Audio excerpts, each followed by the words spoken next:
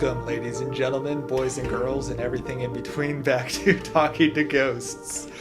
My name's Wes Mueller. And I'm Michael Kurt. And today we talked to Michael Holloway from Dead When I Found Her. Yeah. You know, we went over to his house, and it's a super nice house, and he's a nice guy, and we got to play with his cat a little bit, and we had some good conversations. Yeah, it was pretty great. We talked about like industrial, like what is industrial, whether or not we should talk about what industrial is and what isn't industrial, and had some great conversations about sampling. Yeah, and just everything in between. It's pretty good. We also talked about the Kinetic Festival getting canceled and how scary that is and weird. Yeah, it's scary. We should clarify that it's scary because we're a little worried that it might affect Terminus in a negative way, but Michael actually brought to light that it probably will actually affect Terminus in a very positive way, and that everybody's going to go to that now. So that's crazy. So I hope you enjoy the podcast. We had a great time recording it, and we hope to have more of these kind of conversations because it was really fun. Yeah, it was a great podcast, or a great conversation. It's for you to judge whether or not this was a great podcast. So here it is, our talk with Michael Holloway from Dead When I Found Her. Yeah. It shouldn't be hard. Yeah. I feel extremely mellow at the moment. Right. We can get Ridley in on this too if she wants. Yeah, so you're in your house with your cat? It's a good cat. I live with 5 cats. That's a lot. That's a lot of cats. It's too many cats. It's too many cats. It's not, though. It's not too many cats. We have 2 younger cats and 3 older cats, so it's mostly like 2 younger cats fucking shit up all day long, and the 3 older cats just sleeping. And then one's feral, so we can't touch her. Oh, wow. So it's like, one doesn't exist, really. If I go over to his place, like within half an hour, my face is like twice. Allergic. My eyes are almost swollen shut. God. It's bad. Yeah, it's funny. Like, short hairs don't bother me. Well, once you get those long hairs in the mix, like it's game over. Yeah. So then when I found her, obviously. So you played Terminus last year? Yes. And how was that? We're playing Terminus this year, and we're very excited. Right. That's really awesome. Congrats on that. We're very excited. And when is it in June again? It is in June. End of June. End of June, 28th-ish. 26, 27, 28. We're playing this Saturday. I'm sure you'll have a fantastic time. Well, we're a little scared now because I just found out today. I think Wes knew today or yesterday that Kinetic just got canceled. I just saw that this morning. Kinetic is over. That's so weird. I don't know what's happening. And I'm wondering if it's a thing with like immigration or something. Because that scares me. Well, he said, I have no idea, but that he had like 3 paragraphs that kind of said nothing, as a way of explanation. Basically, it's confidential, it's legal, and it means that this is never happening again. Sorry, everyone. It's like the answer that's not an answer at all, which I guess, obviously, with legal stuff, whatever, but that's got to disappoint a ton of people. Yeah. Ridley, go right to the guy who's... She just had to get on there. That's super disappointing, and I don't know what's going to happen with our festival, Terminus, in relation to that. It's going to get a boost. Well, you look already, you see all these people talking about like, oh, well, guess I better put my sights on Terminus now if Kinetic's not. So I think it's great for them because it's a lot of people that want to go to a Canadian festival or just North American festival, they're going to go up to Terminus now. Terminus was awesome last year. It was fantastic. It's incredibly well organized and incredibly well run. 3 days, just like ran tight as this. I don't have any metaphors this morning. But it was like, we were surprised at how smoothly that guy was able to, I think it's Chris. Yeah.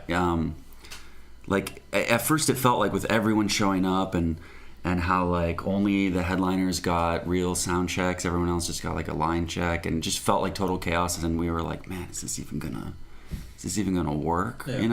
But then once shit started rolling, like it was so smooth.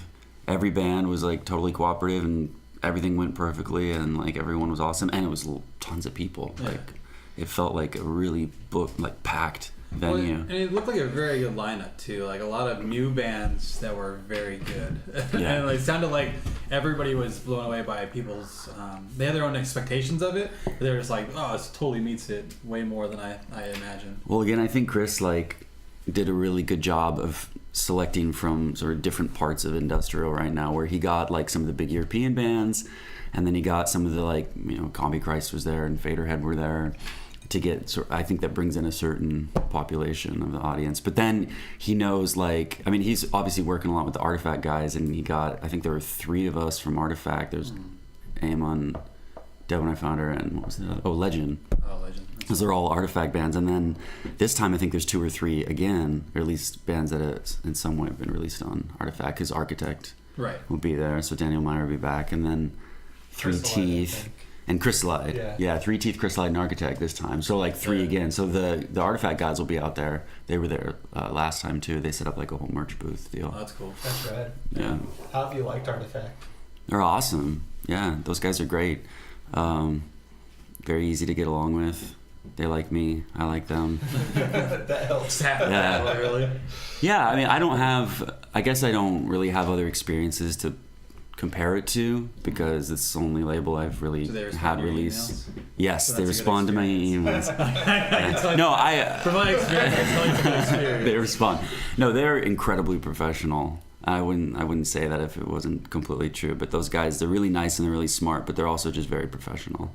And they're always in touch. Nice. And like, yeah, if I ask them something, I'll hear from them right away, or we can get on Skype and chat. Or that's good. And they know what they're doing. That's the best part. Yeah. You know, they obviously know what they're doing. They've been around like 12 years or something now doing this. Wow. And it's their job. You know, these guys don't have other jobs on the side that they're doing. This is Artifact, Storming the Base. That is what they do. I was gonna put my last album out independently and through Storming the Base, like release it myself, and they're gonna distribute it. And they were awesome about it. Yeah. I ended up signing to Vendetta, and releasing it that way. But they were like, oh, okay, cool, yeah. Great, thanks. I was like, what? Do I owe you anything for your time? They're like, no, forget it. I was like, wow. So Terminus is in Calgary. How did you like Calgary? I haven't been there. Calgary. I guess is the way you know, we kind of just lived out of the little venue, which is like underground. Nice. A cool bar, really cool bar. Really nice setup for a festival like that, but we did not spend time in the city. I mean, it was, you know, like 8 bands a day, 3 days, you know, we were there pretty much for every act. I don't think we really left the bar except to sleep in the hotel, and then one crazy hotel party. And I mean, Calgary was we walked around once, and we just were in the business district and everything was closed, so I have no sense of what it's like. Someone was murdered in the park next to the hotel, and so we were walking back to the hotel, and it was all like police taped off, and everyone heard about what it was and started talking about it. 2 guys got shot in the park. It's like there was a caution tape or whatever literally all the way from the hotel to the venue, because somehow the crime scene basically covered the whole. I don't think Calgary's like particularly dangerous or anything. It doesn't seem like it would be, but it creeped everyone out a little bit, because we're all like walking around drunk home, you know, after the shows every night, so we're kind of like, what the fuck happened here? We got shot. Disconcerting. Yeah, we were a little paranoid the night after that. We were like, let's go home in a group. All of us together. Are you going this year? I don't think so. Yeah. Probably not. I'm sure it'd be a lot of fun, but I don't think I'll be going. Yeah. We weren't planning on going, but... Yeah. But you're playing, so... Yeah, but now we're going. So now it's going to be great. Yeah, I think we're going to drive up there, aren't we? We are going to drive up there, and it's going to be the worst. Like, that's 13 or 14 hours, right? Yeah. I mean, it's about 14 hours. It's just like San Francisco at this point. That includes the time you spend waiting for Border Patrol. Well, okay, when we did Terminus last year, we had some friends who were driving, and so we had the brilliant idea, like, oh, we'll put our gear in their car, because it'd be less for us to deal with on the airplane. And so they had like a MIDI controller, I think it's just that thing right there, the MIDI controller John was going to play. They had my guitar, and they had some other stuff. Fortunately, they didn't have our computer or our sound card. That's good. But they got stopped at the border, and they wouldn't let them pass with the music gear. Yeah. They were like, there's some, you know, they're so strict about that stuff, and our friend like made the mistake of saying it wasn't his stuff. He was like, oh no, he just told them the truth. He's like, oh, it's a friend's band, blah, and they were like, no way. So they had to drive back to, where did they go to? Not all the way to Seattle, but they dropped our stuff off in like Spokane or something, and then went back. So we added like it added like 6 hours or something to their drive. And then we didn't have any gear. So John played Distorted Memories keyboard because we didn't have a MIDI controller. Right. And I, fortunately, because we knew this happened before we left, since we were being flown there, I just grabbed a different guitar and took it with me on the plane. So I wasn't playing the guitar that I wanted to play, and then John was playing an unfamiliar keyboard. It wasn't that big of a deal, but it was definitely just like, this is not how we wanted to. We literally showed up and we have no instruments to play. We just have a computer. Who was your favorite person to meet up there? I'm sure there was a ton of cool people that. Favorite. Maybe not. I think favorite, but I think meeting Klaus Larson, if that's how you say his name, was probably just in terms of like old school fanboy in me. Yeah, Leather Strip. He was there, and he like there's like a, you guys will see when you're up there, but there's a stage, and then there's the dance area right in front of it, like a typical venue, and then to the side of that there's an area for the artists that's not, it's kind of like a backstage, but it's really not. You can see the stage from there, and there's little couches, and you can just eat and drink up there, but it's separate from the main venue area. And Klaus would just like be sitting there eating fish and chips the whole time with his boyfriend, just and watching like every single band play, and was just super friendly. Nice. That's really good. What are you working on right now? Like, what do you got going on? At the moment, what I'm working on is my friend who also lives here, John Worsley, who plays live and does all the artwork for Dead When I Found Her. He has a startup company called Clutch Play Games. They make mobile apps, and they have one game called Little Chomp, and now they're making a game called Skullduggery. It's in progress. I hope I can even talk about it, actually. But anyway, I'm doing the music for it. Oh, cool. And I've already done a lot of pieces for it, and that's just fun because it's a change of pace. Is it 8-bit stuff? Or you no, it's I'm not doing it like too obviously video game retro type thing. I'm doing it all on Ableton Live, and the pieces are short. They're like 60 seconds to 90 seconds each, because it'll be for the levels. This weekend I was working on like boss music, and It's just fun. It lets me like do stuff that I screw around with instrumentation and stuff that I wouldn't really do as much of with Dead When I Found Her, and just it's nice break, I guess. Yeah, we've been looking into like movie soundtracks and stuff like that, and just kind of tracking small videos. I have a friend who's got a 3D animation video coming out for final in college or whatever. So I was doing a soundtrack for that, and that was fun because I could use a lot of drone effects that I wouldn't normally use in products. Yeah, exactly. So and you products can have a lot like but you can experiment in ways that might be not meaningful for style. Yeah, I use Contact a lot. Oh, I'm starting to talk tech. Sorry. No. One of my questions on this little list that I don't have to ask questions about is Wes just bought Complete Ultimate. Oh, okay. And so we're going to talk about. Is that the Ultimate? Is that the one that comes with like the hard drive because it has everything like pre-installed on a? It's actually not pre-installed. It's a 250 gig hard drive of compressed in the package still instruments. Wow. So you then have to install it, and it comes out to be like closer to 300 once it's installed. It's crazy. Like I have 8 gigs of RAM in my computer, but I only have a 32-bit operating system right now. Oh, okay. So it just like crashes my DAW all the time. But does all this stuff runs off the hard drive though? Like you don't. It doesn't. I wish it did. So it's literally just a medium to get it to you, but you don't use it as an external hard drive. Yeah. I didn't realize that. Yeah. Me either until I got it.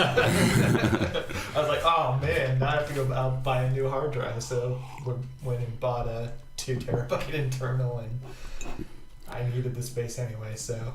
And I mean, you don't ever need another musical product after having that, probably. Yeah, it's overwhelming to the point where like I'm thinking of putting some limitations on myself and being like, okay, for this I can only use 2 instruments from this. I agree with that kind of thinking. I try to do that all the time too, because just one program out of there is going to be like a rabbit hole for you. Yeah, no kidding. Reactor. Like, just take Reactor. You can spend the next 10 years using just that. So I don't have Complete Ultimate. I don't even have Complete, but I've given them so much money over the years that I basically bought the Complete thing without ever actually buying Complete, which means I probably paid hundreds more than I need to, but I did it over time. So it was like, because I have all the guitar rig I use all the time for guitar stuff, Reactor, Contact, Absinthe, just all the big ones, Yeah. So there's really no point whenever I check the upgrade price for me if I wanted to do complete, and it's actually not really worth it for me. I'd pay like $300 still, and all I get is like some libraries for Contact that I don't have. Yeah. You know, because I have everything else it gives me to be redundant. I contacted them about it. They're like, well, you can sell everything you have because then, you know, and then use that money to buy the upgrade because then you'll just get everything back. And I'm like, that sounds like a lot of work. I had already purchased battery 3 and then upgraded to battery 4, and I didn't want to buy it twice, so I sent him an email. I'm like, yeah, just sell battery. Yeah. It's because there is a big market. It's not that hard to sell stuff, which is hilarious because, you know, what are you selling? Yeah. You're selling a serial number, Yeah. you know? But I've done it. Like, I've unloaded, like, gear, so to speak, that I wasn't using on KVR. Okay. And, like, that marketplace, I mean, you sell stuff within, like, 24 hours of posting it. Wow. Didn't realize that. It's good. It's good. There's a little bit of, like, research you got to do in which people to avoid, you know, but the guys are really good about it. But I don't even remember what I think I sold Zebra because I never use it, even though everyone loves it. I just don't. Yeah, me either. It's a soft synth. You know, UE. It's like U-HE, that guy, or Heckman. Oh, okay. It's like one of the most famous soft synths out there. Dude, I think he makes some Reactor plugins too.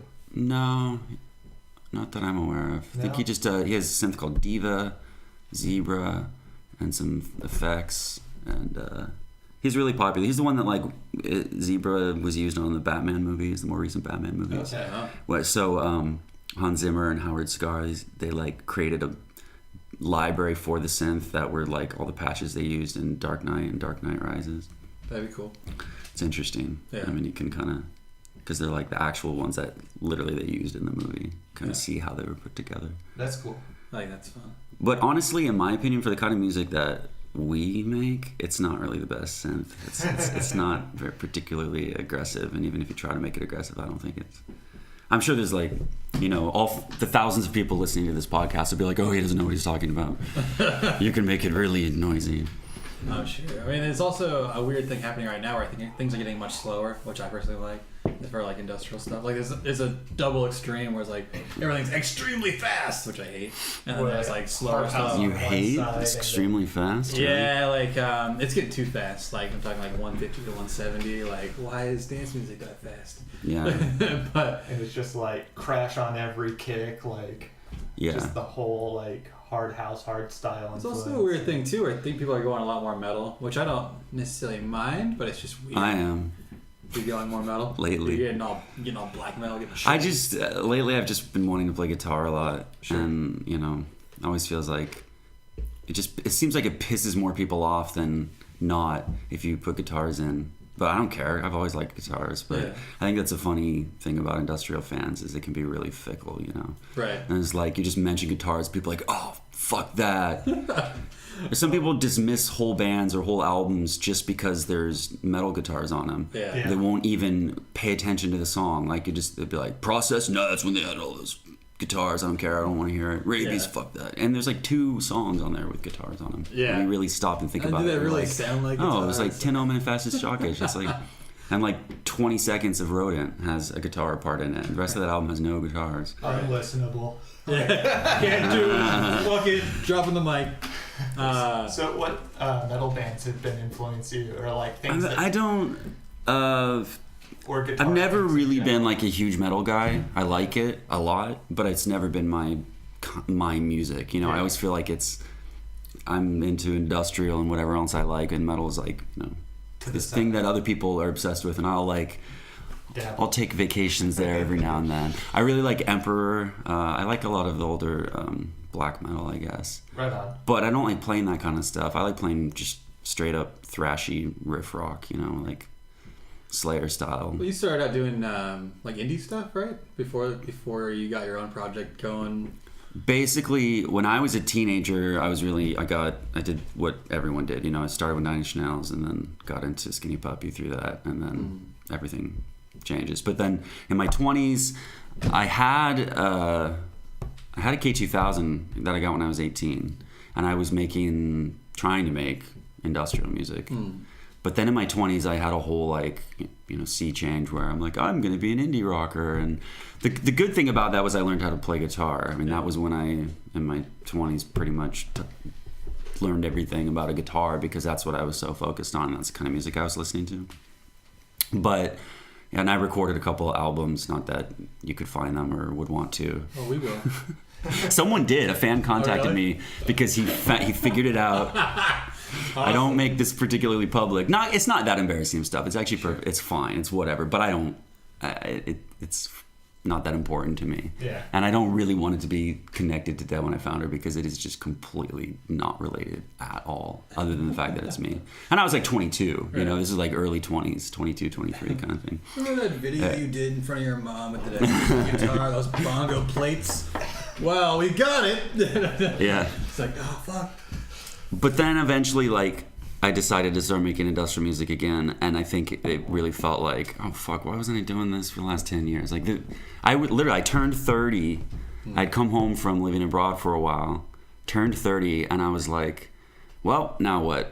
I'm like, hey, maybe I should try to have an industrial band again. I always wanted to do that, never really did it. Did a few other things. Maybe I'll do it this time. Yeah. And started it when I found her. So, But as for metal, I've been listening to a lot of Ministry. I just like metal like when it's an industrial. Yeah. I'll put old Ministry albums on. So you like Three Teeth then? I like what I've heard. Ministry. Yeah, they're Well, I heard very. some songs, but they're I've heard a very few songs. Two of them I really liked, and they did sound like Ministry. Yeah. like the good era Ministries. Yeah, and then Three Teeth then had another song that seemed kind of different, I think. But I don't know. I'm interested to hear that album for sure.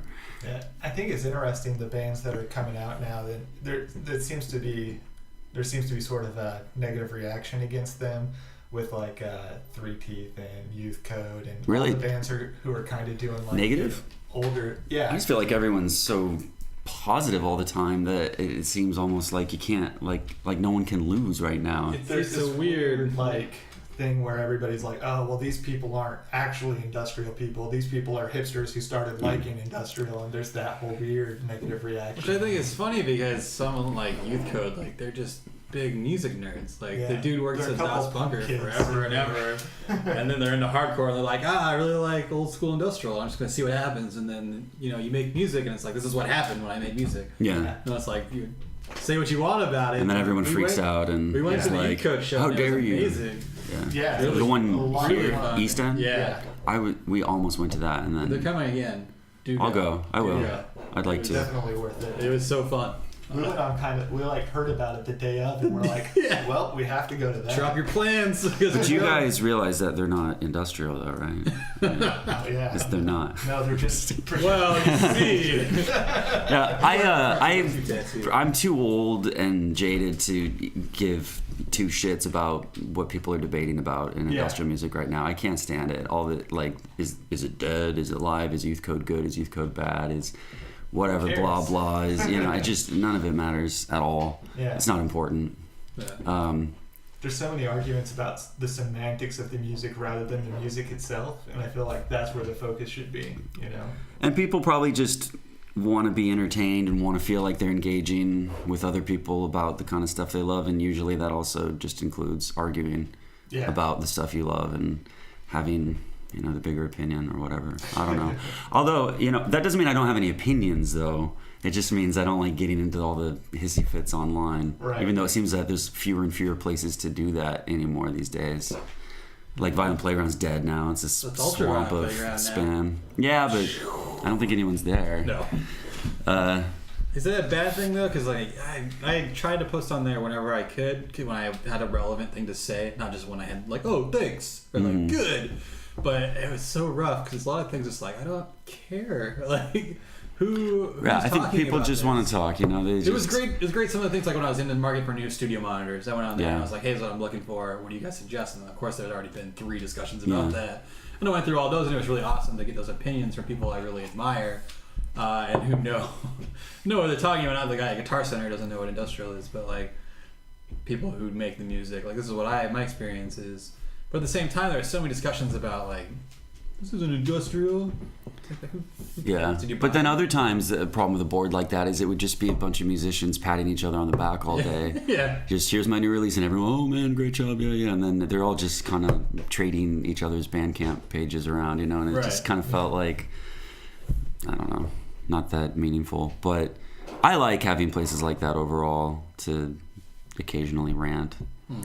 But what was I going to say?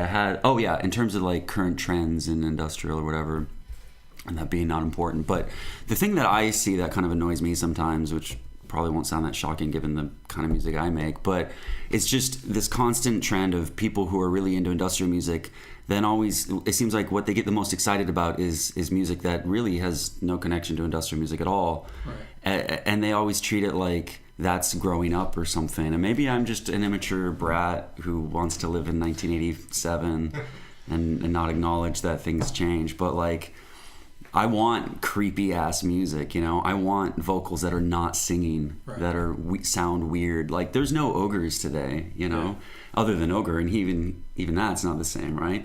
But what disappoints me a bit about the music right now is I feel like bands are just, and this has been going on for a while, but it's just pop music, you know, right, and it's not weird. I want it to be weird. Like, Chrysalide is great because they're noisy and weird and loud, and they do interesting things, and it sounds like that's have meaning, though. I mean, like, that's what I have a problem with. Is like, my first album had a very pointed direction. Like, I wanted it to be dance music for dance time at the clubs. Like, that's what I wanted. Because that's what I like doing. I love dancing and whatever. But it had no meaning. It had no purpose in it. Like, the lyrics were just lyrics to be with the music. Mm-hmm. But the thing like about Chrysalide and some of the newer bands like Youth Code and stuff like that is their songs have something to say. Even if it's minimal. But it's like, and it's weird. My problem is that a lot of people are getting sing-songy, and I really hate it. Yeah. And I get Youth Code is sort of opposite of the point I'm making, because obviously they're one of the biggest new bands to get a lot of attention in the last year or two. And they are, you know, screamed vocals and kind of lo-fi and industrial. So that's cool. Yeah. And then obviously Chrysalide. But I feel like people will spend the most time talking about stuff like, I'm not trying to criticize anyone here, but if you think about like the band Seeming that Artifact just released, and the single from it, and it sounds like it's good. That single's a great song. It's an amazing song, and it sounds like old 4AD kind of stuff. But it's just weird to me how like I didn't get into this stuff and like want to be in Violent Playground talking to those people, going to these shows, doing whatever, to listen to music like that, you know. I want to listen to like old snarly Ogre over, you know, Too Dark Park kind of shit. And I feel like there's it seems like a total identity crisis, right, where if it's true that industrial is dead, or people, if I, you know, was going to get into a huge argument about it, I would probably just say I think it just has an identity crisis where people can't decide if they want it to be more accessible pop music with hooks and clean vocals, guys singing, you know, or if like Legend, right, which perfectly good band, but it's pop music, you know. It's not an industrial band. Or now I've just thrown an egg on my face, because now I'm right into it, telling you what's industrial and what's not.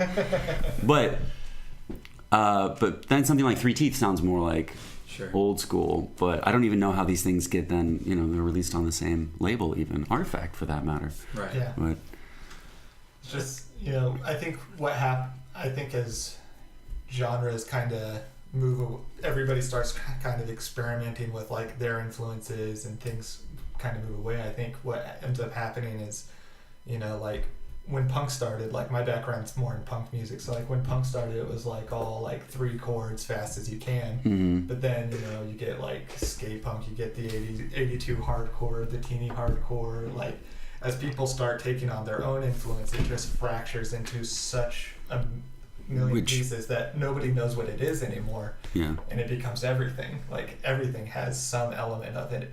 Like even in industrial music, like Youth Code has some punk elements. Like, you know, it's all over the place. Which I think is a byproduct of the internet, just because there's just so many areas that release, even if it's for free or whatever. So there's so many like subgenres now that people are just confused, and there's no one there to be like, don't do that. Like, just please don't do that. Right. Whatever you're doing, stop it. But at the same time, it's great because there's so many subgenres coming out, like Witch House and stuff like that, where it's just weird. Weird music's coming back, but it's very hard to get to unless someone tells you about it. I just think it's funny how it seems like what people applaud in industrial newer stuff a lot of the times is like exactly what it was supposed to not be before. Like, again, the whole clean vocal thing. Right. Like, people seem really impressed that people are singing now, you know. They'd be like, oh, Alter de Rune or whatever that band, I don't know how to say the name, but like they have like they're songs have gotten more and more like guys singing in a full regular type singing voice, and okay, whatever. But to me, it's like, wasn't the whole point of the genre to not be doing what everyone else was doing in terms of like, hey, I'm just gonna sing like a pop star, and like, but then everyone acts like, well, this is more mature, and I'm wondering, like, do you guys think you're just supposed to grow out of, you know, I don't know, man. Ogre and Al Jurgensen and old, you know, crappy Bill Leeb vocals, where he's just like, yeah, I I think the issue is that people get tired of not making it or like, funny from their music. Well, there's that too. Right? It's always a way of getting a larger audience, but like another example would be Necro Facility, right? Sure. Great guys, obviously really talented, but they released that third album, and it's like Way different. I'm just like, wasn't the whole point that it was like dirty and creepy and nasty, and then now it's just smooth and polished, and this is not a new gripe, I realize, but it just makes me want to go in the opposite direction. It makes me want to make my music more brutal, more noisy, more like just, you know, crazy and nasty, because I feel like everyone, the natural progression for everyone else is, well, we got older and grew up and started singing and started smoothing out the edges, and that's always the path it goes, you know, and so I'd like to go in the other direction. I'm down for that. Yeah, I'm good for that too. So did you go to the last Skinny Puppy show here? Yeah, that was awesome. I You didn't went. go? It was great. I went. Were you there? I was not there. I loved it. I was wasted, and my roommate and I went up to plowed our way up to the front, and I mean, I had a fantastic night, but I forgot to put my earplugs in, and I hated myself for the next week. I was so mad at myself. I always wear earplugs at shows, too, didn't you? and I had them. They were in my pocket, and I just never put them in. And at the time of the show, I just didn't even think about it. Yeah. I didn't know what I was going to think of the show. I've enjoyed the previous tours from this, you know, modern era of Skinny Puppy, but even though I'm like total fanboy, as I'm sure you guys know, I'm not a huge fanboy when it comes to the last 10 years or whatever. Like I really liked, there's like always 3 or 4 songs that I really like on Great or Wrong and Myth Maker, and then Handover was kind of bullshit. It's not terrible, but it's not like a great album by any means. That album. It was the first one. Yeah. This is where once and I've forgotten everything that was on it. The new one though, I like it. Weapon, I think it's fine. Like, I mean, I listen to it, I enjoy it, but it's nothing. There's nothing on there that even compares to like the highlights of their career. Like Paragon, I think is a really cool song. Yeah. Most of the other songs on there are not that memorable to me. Yeah.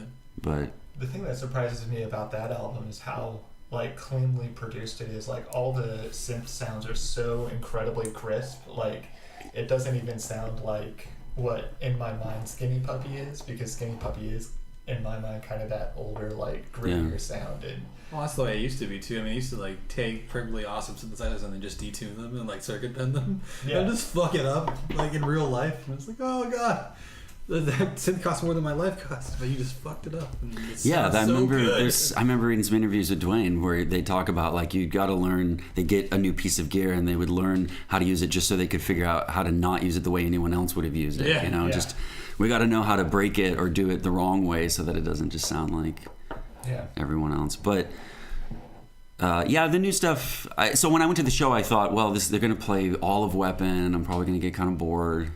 But it actually sounded really good. I mean, I thought the new track sounded really good. They did. They add a lot of elements to it. Just and I love a lot that they change it live. Someone else who I saw do that was Suicide Commando. They were here recently, not here, but Seattle recently.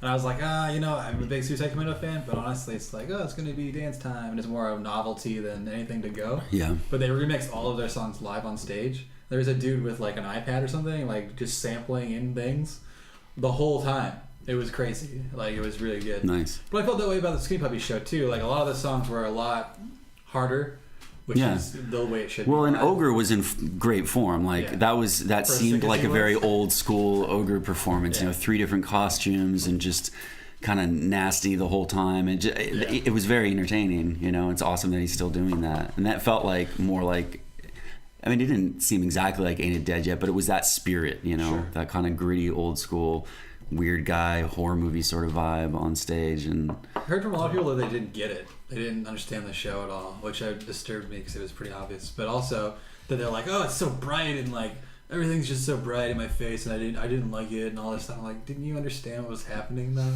Like on stage, do you understand what they were trying to tell you? Obviously not. But I thought it was interesting. Always a good show, obviously.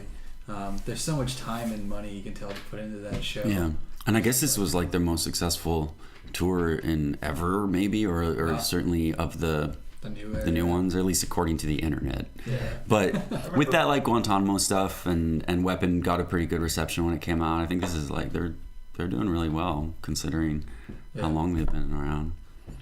Yeah, I remember reading when the tour first started for this tour, like a lot of mainstream press attention for it about how amazing it was, and I think that's an interesting thing too about some of the newer bands is that they're actually getting mainstream attention. Yeah. Bands like Youth Code who are grittier. Pitchfork. Yeah, exactly. And I think a lot of people look down on that, and that goes into the whole hipster argument. But that argument I actually haven't heard. I'm not denying it, but I didn't know there was like a. Yeah, it's unfortunate. I think it's dumb. I think anybody throwing around the word hipster, especially like now, like I don't even think that word has a meaning anymore. Like people just use the hipster in Portland. Well, we all live here in Portland, so we're hipsters with. It's not even up for debate. Do you have a beard? No. Do you have shitty glasses? No. Wes. No, just kidding. Yeah, I agree with that. There's some weird stuff going on, but also I was talking to God Module when we were on tour with him, and he's on Metropolis, just like Skinny Puppy is. And Metropolis has really stepped up for promotion. Like they have actual PR people that they assign to bands now, which is crazy to me to think of in this world. But like he was going on the Food Channel, like just crazy stuff. Like why? I'm getting these Revolver magazine interviews and stuff, and it's just weird. Damn. Yeah. Like, it's getting interesting now. Like, I'm not sure if that's just Metropolis or, like, a new interest in the mainstream, but it's crazy to think about. I wonder if it's also, like, a change in the age of the music writers. Like, sure. Maybe there are people who are coming up with kind of, like, the grittier sort of music in their background, and they're more open to it, whereas, like, the older people were maybe a little more stuck in the New Order world and not enough in the Front 242 world. Right. I don't know. Yeah. Weird. There's only 15 people who listen to this stuff anyway, so we can just ask them. Yeah. We can get it all figured out. Send emails to all the Bandcamp subscribers. It's like 5 guys in Germany, 5 guys in the States, and 5 more somewhere else. Yeah, the rest are just scattered. One's in Russia, one's in Greece. Basically. And at all times, they have to be fighting each other. Yeah. Oh, yeah. That's this nature of industrial. Always fight somebody. Probably the wrong person, but fight somebody. So, we had talked previously about live shows and stuff like that. And you've done a lot more live shows since then. Has your view changed on doing live shows at all? Like, what did I say before? You said that you hated it. You don't like doing live shows. And I said I hated it? Yeah, you don't like it. That's what you said. Did I say that? Yeah, I don't know if you said you hated it necessarily, but you said you just would prefer not to. I can't be trusted. It's definitely a sideline to. I mean, it's not why I do this. Sure. For me, the project is about studio albums. Yeah. It's about me writing songs and then getting them released. And having, I'm working on the 3rd album right now. It's taking longer than I thought it would, but that's okay because there's no rush.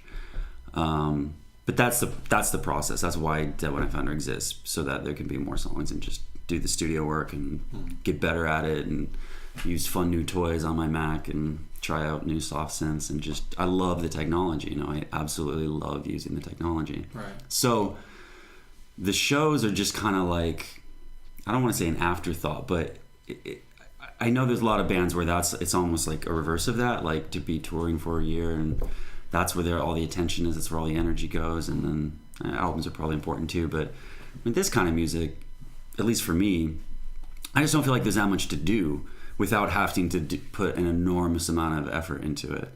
And that's where I've always just thought I would rather put my effort into my time and energy, right? I'd rather put that into working on songs at home than trying to assemble some incredible Dead When I Found Her live band. I mean, some people in my position might have gone that route and said, oh, hey, there's kind of beginning to build up something of a fan base, more than 10 dudes, and and get a drummer and get more people involved, go on tour. I mean, I've never been on tour.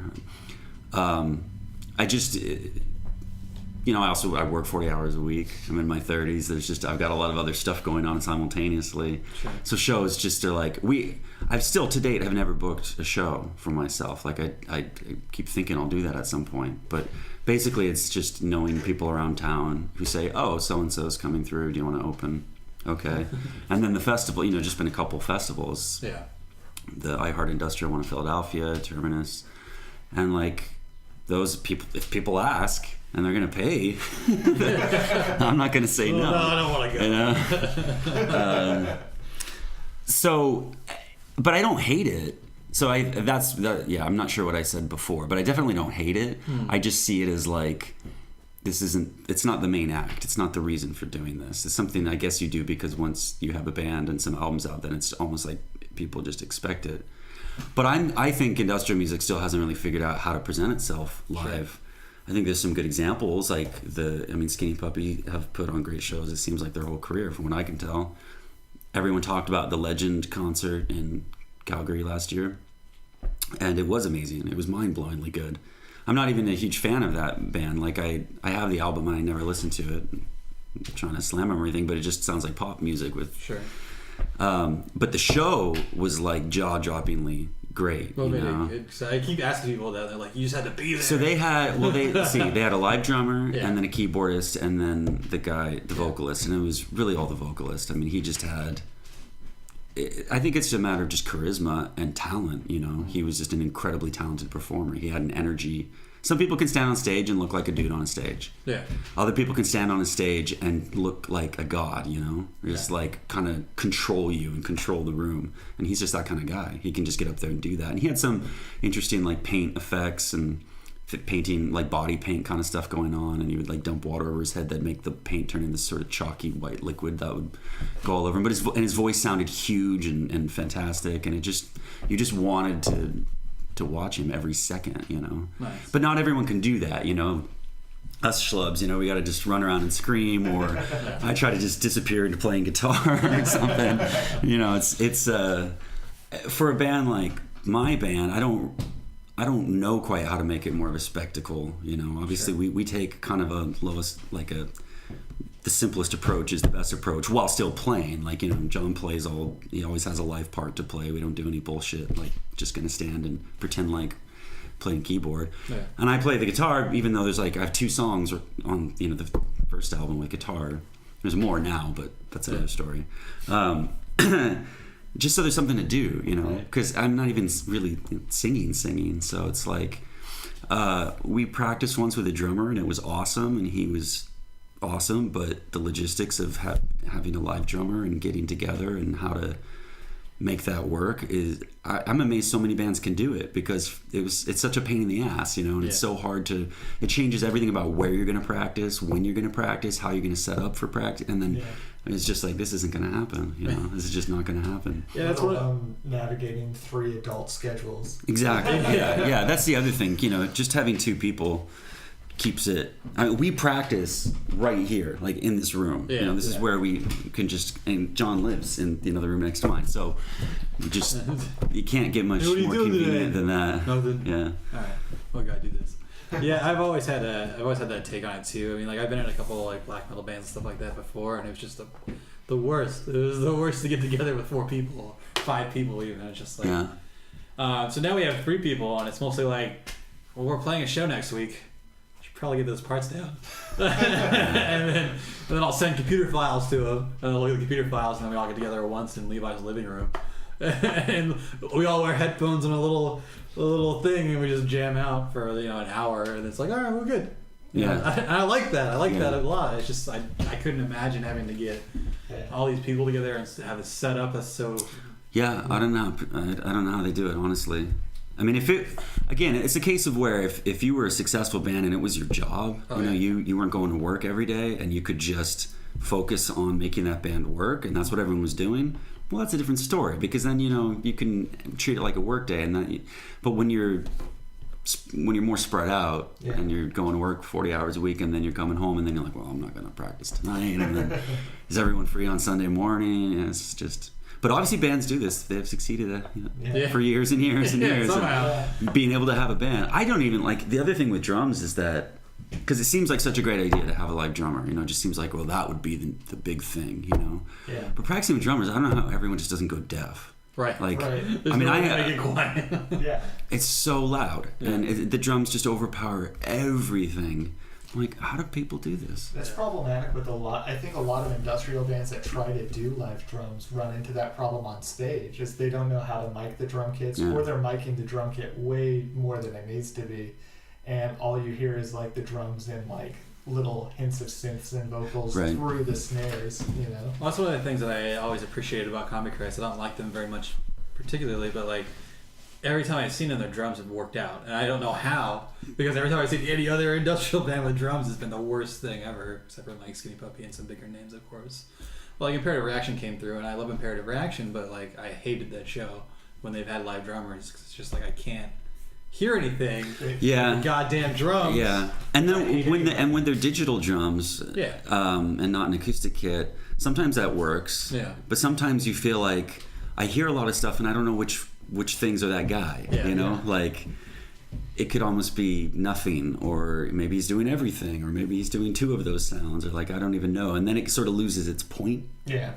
If you can't actually tell what he's doing. I feel that way about bands, like industrial bands, kind of in the Unsier department, where it's like there's a guy with like one drum pad, he's going the whole time, and it's like, is there adding a snare to it? Like, what's the point? Why? A lot of bands do that. It seems like I certainly get the idea and the thought about that, because when you just have me standing there playing guitar and then another guy, John, standing there over a keyboard, this is not lively. This is not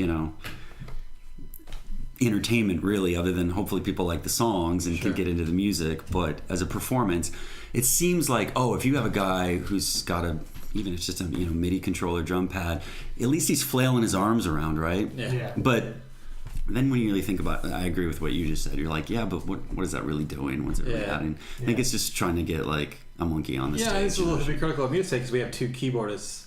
I don't do a whole lot, but I mean, my whole thing for my music is it's high energy. Like I try to keep it as high as possible. Yeah. And they are playing the keyboards, but it's just additive effects. It's nothing I've taken out of the backing tracks at all.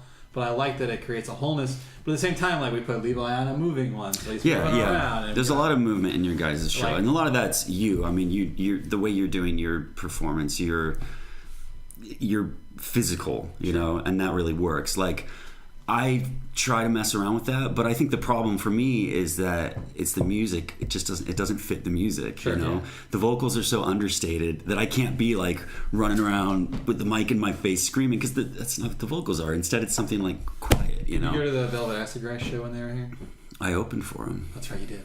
Sorry, I forgot about that. No, it's fine. But I feel that way about them too. Like Velvet Acid Grass is a very obviously decent band, but like their vocals are very understated all the time, and the music kind of just grows by itself. Like it's oftentimes just music for a lot of the time. So it's like, what is he gonna do? Yeah. And he didn't do anything, of course, but it's just like it's a different mentality. Like it's one of the things that scares me about a lot of the music I've been making recently has been a lot slower and like witch housey, and it's just like a side thing that I do in between albums. But it's like one of the things that scares me about that is like, what am I gonna do on stage for that? Because there is no beat really to stomp on, because it's just like.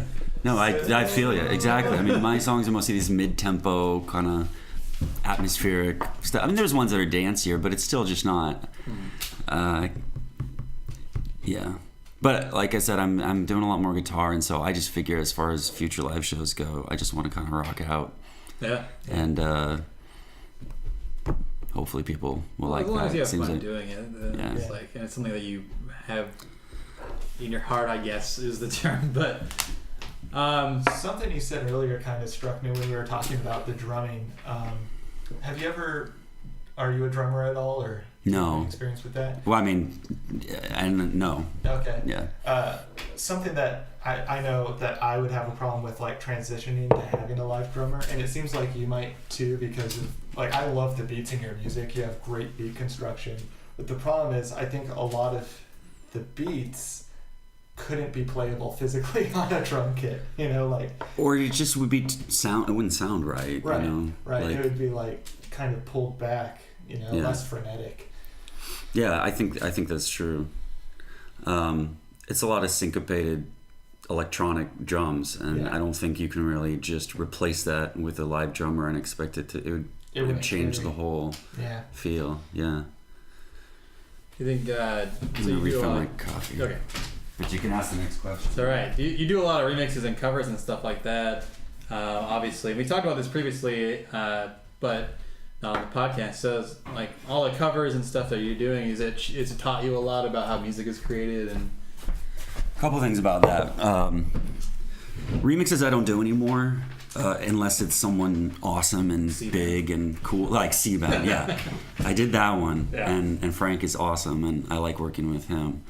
And I would do other things if it was someone like that, where I'm like, oh, I really like them, or really respect their work. But you know, you guys probably know how it is. It's just like everyone wants a remix every week, and they're like just everybody, and no one's paying you for it. Yeah. And most of the time, like I don't have enough hours in the day. I feel like everything I'm saying here today is just dating me as this like tired, grumpy. I mean, how many times have I said like I just don't have the time and energy for? I really just want to sit on my porch and drink bourbon and fall asleep. I mean, like I work 40 hours a week and then I go to school on top of that. Like I get the not having time thing 100%. So remix. Also, who gives a shit about remixes? You know, they're like Just nerds. They're nerds. I like remixes. I know. Okay, so you're the guy that listens to I'm like the one guy remixes. that buys those 5-track EPs that are all remixes of the same song over and over. That's me. I feel bad slamming them like that because I mean I've asked people to do remixes. There's the Ragdoll Blues second disc, and I had a lot of friends and cool bands do remixes, and I've done them for people, but I kind of just don't have the patience anymore for it. I think it's a waste of time for everyone involved because most of them are not that good. I bet most people could not name. Every time I talk to people about remixes, everyone's just kind of like, well, those 9 Inch Nails ones by Coil were really good back, 20 years ago. Like, yeah, that was true. Coil did some awesome 9 Inch Nails remixes. And that was back when you had to like retrack everything and really be involved. It's more of an art. Yeah, but it's like when you get these reel-to-reels, you gotta go back through. Yeah. Or Charlie Clouser, right? Isn't that the guy who did amazing 9 Inch Nails remixes?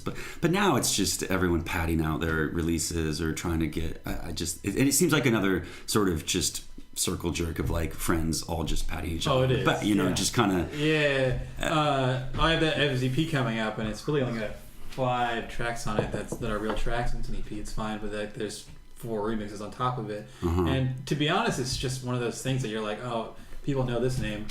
And so I like all these bands. It's not like people I just get because they know the name of. Yeah. But it's like people are going to be more drawn to it with other people's names on it. That's a shitty thing, I think, in my opinion.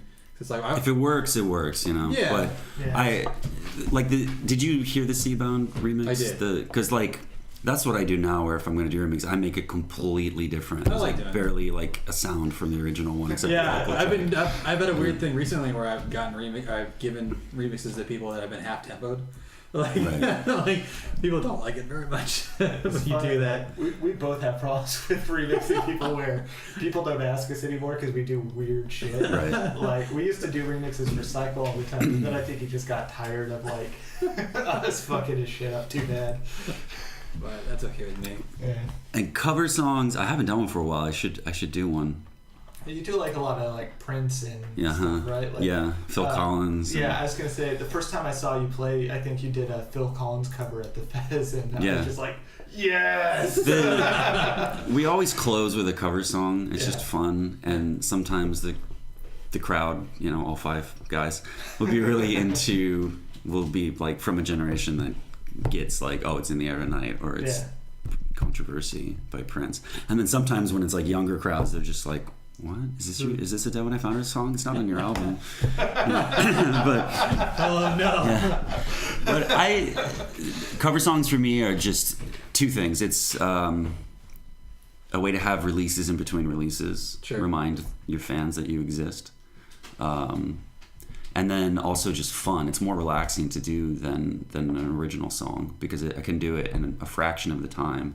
Because I'm not as nitpicky about it. I don't go over it and over it and over it the same way I do with my songs. I kind of lay it down, get the basic song there, and then wrap it up. I don't spend as much time on them because they're just fun. But you're right though about trying to learn from them. Yeah. I think absolutely that's a great reason to make cover songs, because you will learn so much about songwriting, especially like that's why it's fun to cover some of your favorite songs. Like I did the Deadlines cover that I did, which is not even a cover. I just rebuilt Deadlines. Like the music is basically note for note. Skinny Puppy. It's basically unreleased lost song in the schism of time. But I just wanted to. It's not like it's a super complicated song or anything, but I loved this little synth line running through it. It's like a little fast arpeggio, and I knew that from something I read somewhere that like that song, or I think most of Bites in general, was like made with a relatively small amount of gear. Right. And so I was like, well, I wonder if I could recreate that. And so I used, the Mini Monster, that soft synth. Heard of it? It's from G4 software. Yeah. That's the only thing I used on that song. Oh, okay. So I did like the bass line and the lead and everything, just using that synth, because I think I had read that they were using a Mini Moog. Okay. On like most of Bites. But anyway, so I learned so much just trying to put it together and figure out how to make those particular synth sounds and then it's not my song, but I'm sure I then have ripped it off like 20 times and other shit that I wrote for myself. Oh, sure. Yeah, like I don't do a lot of covers or I do remixes occasionally, but the way I love to learn about music is like I'll take a genre and just try and break down like what all the tropes of the genre are, and then try and build a completely original song just from the tropes and see like how close I can get it to like if somebody was a fan of that genre and they heard this song, would they be convinced that this fits in? Yeah, this is a piece of it. Yeah, it's a good exercise as well. I think I have like 8 of those on my SoundCloud that are all just like genre experiments. I have a bunch of covers that I've started and haven't finished that I should just go back and finish, because it's been a while. But I'm sitting on I have a Love Is a Battlefield cover, which was a terrible idea. No, it's not. It's great. Probably won't. That song's like 165 beats per minute or something. Wow. Yeah, because it kind of plays it in halftime, but like if you actually figure out the tempo, it's really fast. So it's like closer to like 80 something. Right. Well, parts of it are, but then parts of it actually are really, really fast. And I'm doing a Kanye West cover. Not that anyone will care about me. Wes will care. If anybody in this room cares, including the cat, it'll be Wes. Welcome to Heartbreak. Oh, that's a good choice. Yeah. That's rad. I want to hear that one. I don't know what it is, but I'm sure it'll be. It's kind of a dancier, industrialized version of. That's a great song. Yeah, it's really good. You should listen to it. I will. You should listen to it, podcast world. My Beautiful Dark Twisted Fantasy is the best album of the last 10 years by anybody, pretty much. God. Sounds good. Yeah. Oh God! We can. What have I Wes and I can talk about this. You can. It's go not outside. industrial. It never was. That album's actually pretty industrial. That's what everybody keeps saying, but it's bullshit. I don't like Yeezus that much. I think Yeezus was kind of bullshit. I liked some of Yeezus, but It's the like more I 3 listened to great it, songs. I kind of like. What is? I liked what was it? Blood on the Leaves. Too much auto-tune on that one for me. I like the music. Yeah, the sampling of The music. The sampling on that was really good. Who is that a sample of? Nina Simone? Is that? I can't remember. But I went back and listened Michael, to the original. is it? It is. You're the expert here. The world says. Yeah. Yeah, I don't know. Jesus was kind of not nearly up to the level of Twisted Fantasy. You just reminded me of something when you're saying the sampling on that song that I wanted to talk about with you guys, because I'm curious about your take on it. It's one of my things I rant about when I'm talking about industrial music, which is that I feel like people are forgetting about sampling. Yeah. I feel like the whole genre just completely forgot that a sampler was the most important instrument in industrial music. Right. When you listen to Land of Rape and Honey or the old Skinny Puppy albums, Sure. pretty much anything all the way through Last Rites, those early Thrill Kill Cult albums, all the early 242, all of it. Well, okay, not Geography, but everything after that. It's all based around samplers. It's Right. Mirage, Emulator, Emacs. Right. And there's a really distinct sound when people are using those instruments that way. Yeah. And I feel like now, maybe it's because the technology is shifting to computers and everyone, the direction seems to be soft synths or whatever, and that's fine. But I just feel like the sampling part is gone. Now people use a sampler just when they need a piano or, a string section. And I'm really bad at that. because I don't know how samplers work. Like I love hardware samplers, but on the computer web time, I just can't handle it. I don't know why. Which is why like I was looking into buying a machine, which we talked about before, and I just don't think I'd ever use it because I love including samples and cutting them and pasting them and stuff like that. But as far as constructing a song completely from samples, it'd be Listen really to hard like. for me. Have you ever like the Convulsion first track of Too Dark Park? Sure. Like there's no music in that song, right? It's literally just a perfect arrangement of noisy samples playing over a triplet beat. Yeah. And it's amazing, but it's literally just there's not a bass line, there's not a pad ever, there's not a melodic hook, it's just samples and sample, and that to me is really inspiring. Like that you could build. It's a brutal song, it's really intense, it's really cathartic, and it was entirely constructed just from like a collage basically of like noisy samples. I find that right now a lot more inspiring than I think it's why I don't pay attention to so much of like modern industrial music, is because I just feel like it's like there's the synth bass line, there's the drum beat that the synth bass line plays on, there's the pad that comes in during the chorus, and here's a lead doing a melodic hook as a lead, and it's like everyone's playing by that rule book, and it just sounds, it's just boring. And then it's like you get to the chorus and transpose the bass line around 4 different places, and it's I can't get excited about that structure anymore and those sounds anymore. And that's why the sampler part is so important to me, because that's where you hear shit that you will not hear from anyone else, because nobody's God knows sample it the same way. Yeah, I feel like I don't know how much of an issue this is in the industrial scene, because I feel like the industrial scene isn't normally aware of the legal issues around sampling that like the hip hop scene is. Like in hip hop, there's sampling is dead pretty much. Like nobody samples anymore because of sample clearance issues. But that's because of the way that they do it, right? Because sampling in hip hop, when you're talking about that, it's usually like a whole riff of a song, right? It's like where you build your song around the hook from some old soul song, right? Or like, But I think the same issue exists with like movie sampling and TV sampling, where if they wanted, industrial bands aren't deep pockets, so nobody's going to sue us. But it's industrial music. You can sample your toilet flushing. Yeah, that's true. True. And you can still sample horror movies, and no one's going to come after you. Again, there's just not enough people for it to be relevant. If one of us became 9 Inch Nails, then maybe Columbia Pictures or someone would be like, hey, wait a minute, that's Dead Heat, that's Exorcist 2, whatever. But like as it is, no one's going to care, I don't think. I think that's a fair point. Well, I think one of the things too is that not even sampling movies per se, but one of the problems that and I'm very much guilty of what you're talking about before, where it's like the structured music, where it's all the same structure, and I hated it, but it was very easy to make and make danceable, and I liked that a lot in the first album. Something I struggled with in between albums is like this huge crisis of like, I don't want to do this anymore because it's boring to make. Like I can churn out a dance song whenever, but to make it interesting and weird, I had to really go into a lot of the synths. I'm all software, so it's not a lot of me too. of clicking, no, I don't have a single piece of hardware. I had to go into a lot of the synths and just like, okay, I'm going to take this preset and make it exactly the opposite of what it is. Yeah. Like there should not be someone able to make this sound ever again. And that's a good point. Is obviously synthesizers, you can make crazy sounds that no one's ever heard before. Yeah. But I just think the range is a lot smaller. Yeah. Well, 2 things. The range is a lot smaller, literally, because a sampler could be recording of any kind of source, right? Whereas synthesizers tend to still sound like synthesizers. Sure.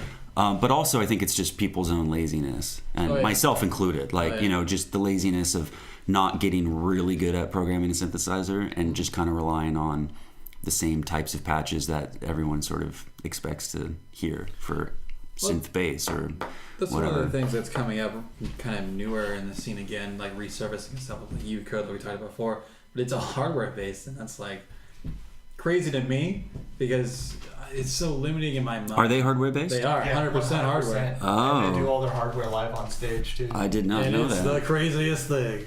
Wow. But from that regard, like I thought about making the next album all hardware. It's first of all it's so expensive, but also like I don't know if I'd be able to do it, like physically be able to do it the right way and make it sound any better than it did before, or that I'd spend all this money and make the same exact. It does seem like there's a lot of people that are still hardware focused. Do you guys know Purelene, that band? Because I know they're all hardware too. I really like their sound. I can't get into it. I don't want to. I can send a link to you guys. They're like a couple from Germany. Okay. I love it. They sound very much like Mental Fixer style influence. Really good though. Really good. But yeah, hardware. I'm with you. I don't get it. I don't get it because it's incredibly expensive. I don't want to spend my money on it, and it takes so much longer to do what you can do, with software. To me, I feel like we live in this golden age of superabundance of incredible technology. Like we mentioned Reactor earlier, right? Yeah. Sit down, open Reactor. It's mind blowing what you can do and what it can do. It scares me. It's just it's exciting though. That to me is exciting. A program like Reactor is incredibly exciting to me, and getting into it. And I've owned Reactors. I bought it probably in like 2009 or something, and I'm still getting to know ensembles in there that I had never used before. That's exciting to me. An Electron box, not exciting to me, with some cryptic crazy ass system for learning how to program on it.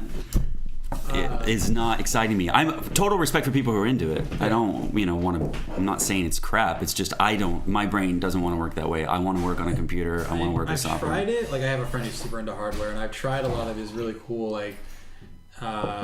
just weird hardware, and I get stuck in these ruts of like creating a sound first of all. And it's just like, oh man, they're just like, I'm tired of this already. Like, I don't mind doing it on the computer for some reason, but. And I always feel like too that a lot, and again, I'm gonna sound like a closed-minded fuck here, but I still think it's true that a lot of the time people put a lot of money into these old school analog synths and modulars, and they're all making the same burping, farting noises as everyone else. Right. And I'm not convinced yet that they're really such a great potential for sound there. Even like, Trent Reznor's really into modulars now, and you listen to the newest album, it's like, what is he doing with that giant wall of modulars? They're going burp, thwop, plip. It's just like tinkly sounds, and cool everyone's doing that. Like, I don't know. It seems like it's coming back in like a hard way, where people are buying modulars again, especially in Portland. There's a lot of module creators in Portland. I don't know if you knew that. There's a huge scene for it. Yeah, but I almost wish I was into it, just because it's obviously kind of a hobby thing, a collector thing, and it's also like a technician kind of thing, right? It's getting your hands on this stuff and getting into the wiring of it and signal I mean, I think that I can totally understand people's attraction to it, but if your priority is writing songs, it's to me it seems like it would really slow you down. Yeah, it would for me, and like I just don't get it. Like it would take me so much longer to make an album. Yeah, seriously. And it baffles me that it would. I don't know. So we're kind of hitting an hour at this point, but I just wanted to ask, like, what other podcasts you listen to, if any?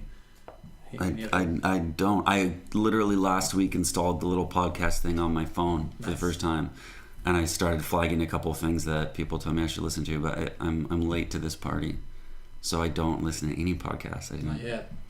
I listened to one. I listened to a Spanish podcast just to keep my brain active. Right. But it's not a music one. So you spent some time not in America. How was that? It was great. I honestly have not. And I'm actually going to Mexico in a couple of weeks here. Nice. But I lived in Colombia and Argentina. But that was like 2006 to 2008, I think. It's been a little while now. Nice. I hear that I'm going to Mexico City in a couple of weeks, and I hear that there's a huge industrial scene in Mexico City. Extremely. And really active, and kind of like more maybe up your guys' alley, the kind of I've heard stompy stuff. Like the stuff like Selector and Amducia and Otsiko is like the big one there. I mean, those guys are right in. I keep thinking I should like write to them before I go down there and see if there's club night or something to check out. Yeah, it's supposed to be crazy. Like, it's supposed to be one of those things where there's like 500 people in this weird building. And it's this great industrial thing happening, and you're like, why? Yeah. How did that happen? It's like the third biggest city in the world, so there's got to be something going on. It's true. Yeah. Right on. So podcasts, you should check out Sound Exploder. It's one I've been listening to lately. I just went through their whole back catalog, and basically how it works is that they get a musician to break down one song that they made and talk about all the elements and how they built it. There's this band, Yacht, who they're like a pop band from Portland. Are they from Yes, Portland? they went to my high school. Really? Yeah. Oh. Well, they were talking about how when they get a new piece of hardware or a new soft sense or whatever, the way that they mess with it is they literally click on everything and just listen to it after they've clicked on something just to figure out what it does.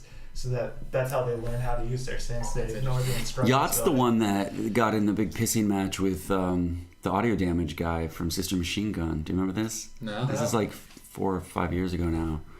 But Yacht I'm pretty sure it was Yacht, made some statements about using pirated products and not caring. And including I guess they meant they were using some audio damage plugins. You guys know, Chris. What's his name? I can't remember right now. He used to live here, but I don't know. But I use all their stuff. Yeah. But did you know Audio Damage is the guy from Sister Machine Gun? I didn't know that. Wow. Yeah. Well, I think there's 2 guys, but one of them is the guy. What's his name? I can't remember his name right now. But yeah, there was he wrote this open letter, basically just attacking Yacht, because they're just acting like it doesn't matter. And of course he's in the position of actually making these plugins, and those guys, I purchased mine, but Yeah. that's the only thing I know about Yacht is I was like, man, they sound like assholes. Oh, really? Yeah. Everyone pirates some plugins to check them. I've pirated plugins before, but I just I buy everything that I use. If I keep using it, then I purchase it. But that's all I know of Yacht. Yeah, I won't listen to their music now. No, that's fair. It's interesting to hear the musicians break down if you're kind of a geek about the music, then it's interesting to hear all these different types of bands break down their music. But I just thought that was an interesting way to learn a soft synth. It's just literally clicking everything you can find in it until you know what it does. I think it drive me crazy. Yeah. Right. Yeah. Broke the software. Yeah. I can't remember. There's another band who everything that they did was weird sampling of stuff that they've done, but it was in kind of an ambient sort of poppy, sort of indie sort of way. Mm-hmm. I don't know. It's interesting. It's on the Maximum Fun Network, so it's worth checking out. Pretty much anything on that network is worth checking out podcast wise. Okay, They do cool. a lot of comedy, and that's fun. And there's of course the I Die You Die podcast. You want to get nerdy industrial time in. Yeah. Yeah, I added their podcast to my podcast thing that I haven't listened to yet. Yeah. It's great. I hear that their podcast opens with a song of mine, or Yeah, at least a or remix. remix, Yeah. yeah. They mentioned That's that cool. in one of the more recent ones. They're we've never asked these guys. Maybe we should have. I want $1,000 every month for Yes. that remix. That's how you make the big bucks. That intro music kick. Yeah. Well, cool. So what have we learned? Did we solve industrial music? Yeah. Is I it? think we fixed I think it. we can close the book on that. Yeah. I think it's done. I think Yeah. we figured it out. So the moral of the story is just sample everything and don't tell anybody. Yeah. Mm-hmm. Yeah. Just steal everything you can. I think that's the goal. Well, do you have anything that you have coming up that you need to plug or? Yeah, June 19th, Tonic. We're opening for Division. Oh, cool. And I think it's just going to be the 2 of us. It'd be Dead When I Found Her and then Division. Oh, that'd be a fun Tonic. show. And it's a Thursday night, so it's cool. actually competing with Shadowplay. Wow. Even though it's the same, it's same guys. So, but that's June 19th. So a little ways off, but I'm looking forward to it. It literally will have been a year since there was Dead When I Found Her live show. The last live show was Calgary. Okay. So we have not been playing. We haven't been trying to play. It's just been, John's really busy with his company, and I've been working on the 3rd album. Yeah. And hoping for sure we'll play at least one song from the new album at the show with Division. We're good. Rad. We'll make it out. Hopefully 2, but for sure 1. And where can people find you on the internet? You don't know your website address? Who goes to websites? I go to websites. I don't go to my I'm a big website. nerd. I go to my own There's website. just make sure it works. DWIFH.com, but there's no. I don't think. I use Facebook. If people want to check out Dead When I Found Her, they should go to Facebook / Dead When I Found Her. SoundCloud, yeah. SoundCloud account for Dead When I Found Her is mostly the cover songs and some remixes. It doesn't have a lot of the original tracks. It's more of a dumping ground for extra stuff, but there's some regular songs on there too. Yeah, that's it. Great. Well, thanks guys. coming on the podcast. Yeah, Absolutely. So that was our conversation with Michael Holloway. From Dead When I Found Her. Yeah. really fun. Yeah, it's a good time. So, again, you can find him on Facebook. He's on Twitter. DeadWhenIFoundHer.com is his site. That Yeah, exists. I think it's like DWIFH.com or something like that. I think it's abbreviated. Right. He might have mentioned it in the podcast too. We can't remember because we're actually not recording this at the same time because we're super professional. But also, he's on Artifact, so you can go to Artifact and support them. They're really good guys. Yeah, if you haven't bought his album yet, you should buy it because it's a good album. Yeah, and if he's coming anywhere to anywhere to play live, go see him. Yeah, though, based on the conversation, you may or may not have come away with the impression that is unlikely. Maybe. Yeah, you can check us out on Facebook. We've got the Facebook hooked up now. Finally. Yeah, it's facebook.com/talkingtoghosts. And then we're also on the Twitters. You can get us on Twitter at talkingtoghost without the S. Yeah. Oh well. Yeah, that's what you get for letting me do it. It happens. Yeah. You can also, if you want to get in touch with us, you can email us at talkingtoghostscast@gmail.com. Send us emails and we may or may not talk about them on the air. Maybe we'll add that in. Sure. On the air. Yeah, because creepy. we are on the radio, right? You can call us anytime. Yeah, call us at 1-800 doesn't exist. Yeah, and also hopefully it'll be on iTunes by then. If not, we can get it through our website on Facebook and stuff like that. Yeah, we'll post links on all that business, and we'll probably post links for the first little while on our personal stuff too. So if you know us through Reaction or through Product, more likely Product than Reaction, then you can find us Unless there. you're in Russia, apparently. Yeah. Wes is really big in Russia. I don't know if you knew that. Yeah, He has a scene. He is a scene. Apparently. All right, so that's the podcast, and don't forget that we're all just potential ghosts waiting to die. Yeah.